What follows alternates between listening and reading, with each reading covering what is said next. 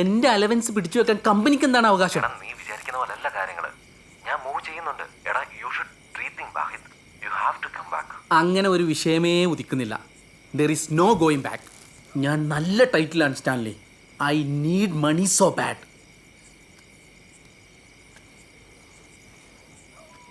നിങ്ങളെ കമ്പനിയിൽ എന്തോ പ്രശ്നമുണ്ടെന്ന് അറിയാമെന്നല്ലാണ്ട് ഇതുവരെ ഞാൻ ചോദിച്ചിട്ടില്ല എന്താണ്. കുറച്ചുകൂടി പിടിച്ചു നിങ്ങൾക്ക് പറ്റൂല. ഇനി അവിടെ പിടിച്ചു തൂങ്ങിയാൽ നാണക്കേടാണ്. എൻ്റെ ഒരു അഭിപ്രായത്തിൽ നിങ്ങളിപ്പോൾ ആ ജോലി വിടരുത്. ഈ കുടുംബത്തിലുള്ളവരെ മൊത്തം ബാധിക്കുന്ന ഇങ്ങനത്തെ ഒരു വിഷയത്തിൽ നിങ്ങളിങ്ങനെ ഒറ്റയ്ക്ക് തീരുമാനം എടുക്കുന്നത് ശരിയല്ല.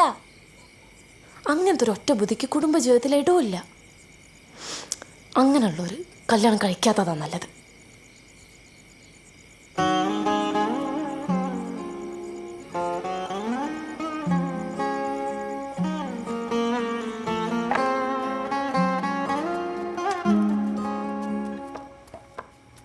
ഇത് കഴിക്കേ.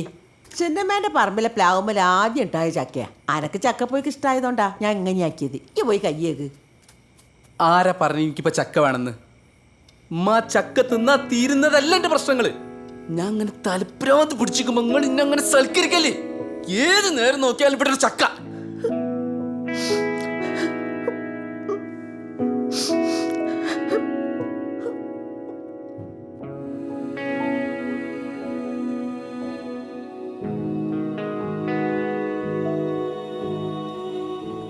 ഞാൻ പറഞ്ഞ ദേഷ്യം നിങ്ങൾ ഉമ്മനോട് തീർക്കുന്നത്. ഇങ്ങനത്തെ ഒരാളെ അതില്ലാണ്ടാവണം. അപ്പോഴെങ്ങൾക്ക് അതിന്റെ വില മനസ്സിലാവും.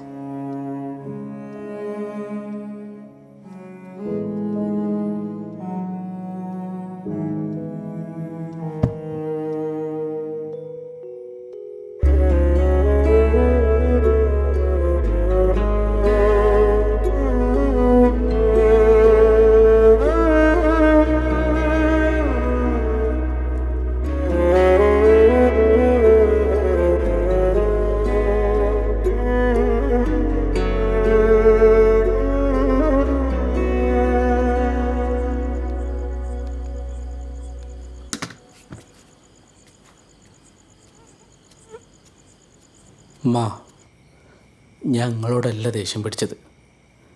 എൻ്റെ ഉള്ളിൽ ഓരോരോ കാര്യങ്ങളുള്ളതുകൊണ്ടാണ്. എല്ലാവരുടെ അടുത്തും തുറന്ന് പെരുമാറാനാവില്ലല്ലോ അടുപ്പുള്ളവരോടല്ലാതെ. അടുപ്പ് ലേശം കുറഞ്ഞാലും വേണ്ടിയില്ല. ഈ അധികം തുറക്കണ്ട. അപ്പോൾ ഉള്ളിലുള്ളത് മനസ്സിൽ വെക്കണം എന്നാണോ? ഈ മനസ്സിൽ തന്നെ വെച്ചോ. ഈ ഒച്ചയിടുമ്പോൾ കുട്ടികളെ പോലെ ഉമ്മ പേടിച്ചു പോവുകയാണ്. പ്രായമായില്ലേ, അതുകൊണ്ടായിരിക്കും. ഇല്ലമ്മ, ഇനി ഞാനങ്ങനെ ആവാതെ നോക്കിക്കോളാം. അത്താഴത്തിന് എണീക്കാനുള്ളതല്ലേ, പോയി കിടന്നു. നോമ്പിനെ പരിശുദ്ധിയോടെ നിൽക്കാൻ നോക്ക്. അതുകൊണ്ട് എൻ്റെ കളി അങ്ങോട്ട് നിർത്തിക്കാള്. കളി നിർത്തി?